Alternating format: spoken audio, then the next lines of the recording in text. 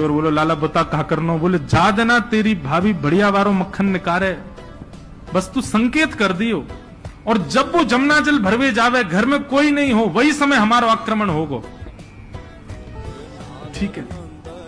प्रभावती ने एक दिन बढ़िया मक्खन निकारो और महाराज मक्खन निकाल करके छीके पर टांगो। और वो बालक ने देख लिया, दौड़ करके ठाकुर जी के पास बोले आज भाभी ने मक्खन निकालो, आज ही चलो लाला। बोले हाँ आज चलेंगे। प्रभावती यमुना जल भरने के लिए गई।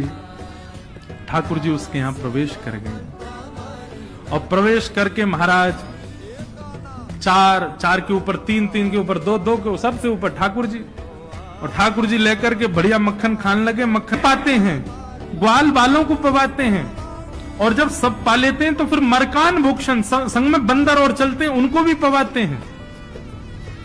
लेकिन प्रभावती के यहां इतना मक्खन था, ठाकुर जी का भी पेट भर गया, ग्वाल बालों का भी भर गया और सब बंदरों का भी पेट भर गया, लेकिन मक्खन अभी पूरा नहीं हुआ, खत्म नहीं हुआ। ग्वाल बाल बोले लाला मक्खन तो अभी बहुत सारो बच गो। ठाकुर जी बोले ये प्रभावती हमको बड़ी चुनौती दे रही ना, याकुन एक मजा तो चका जाए। सो कहा कियो। ठाकुर जी ने एक हंडी लई, एक लठ लियो और वहां से वह हंडी को फोड़ दियो। जितनो मक्खन हो सब नीचे गिर गयो और वह मक्खन को चौका लगा गए, पोंछा कर गए पूरे घर में। एक एक कोने पे जाके मक्खन रह नहीं जाए कहीं भी, और पूरे में बढ़िया चौका लगा करके, और ठाकुर जी अपने ग्वाल बालन के संग अंधेरे में छुप के खड़े है गए। बोले देखियो अब मजा आवेगा, प्रभावती आवेगी। प्रभावती आई, सिर पर दो मटकियां बड़ी अचक करके चल रही थी, संभल के चल रही थी।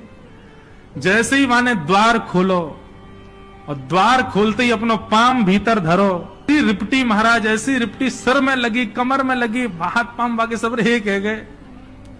और गिरी सो गिरी, यमुना जल मिल गए मक्खन में तो और चीकनो है, अब वो उठ ही नहीं पा रही है। जैसे उठे फिर गिरे, जैसे उठे फिर गिरे। और ठाकुर जी ताली बजा बजा के हंसे। सब ग्वाला के लाला आज तो बड़े मजे आए, आज तो बड़े मजे आए। मेरी भाभी कहा कह रही कन्हैया को अपने प्राण प्यारे यहाँ हमारे ना आवे। अब तो को तेरे प्राण प्यारे होंगे ना तो कभी हमको चुनौती नहीं देगी। और ठाकुर जी भाग गए। प्रभावती महाराज जैसे तैसे रिपट के बाहर आई और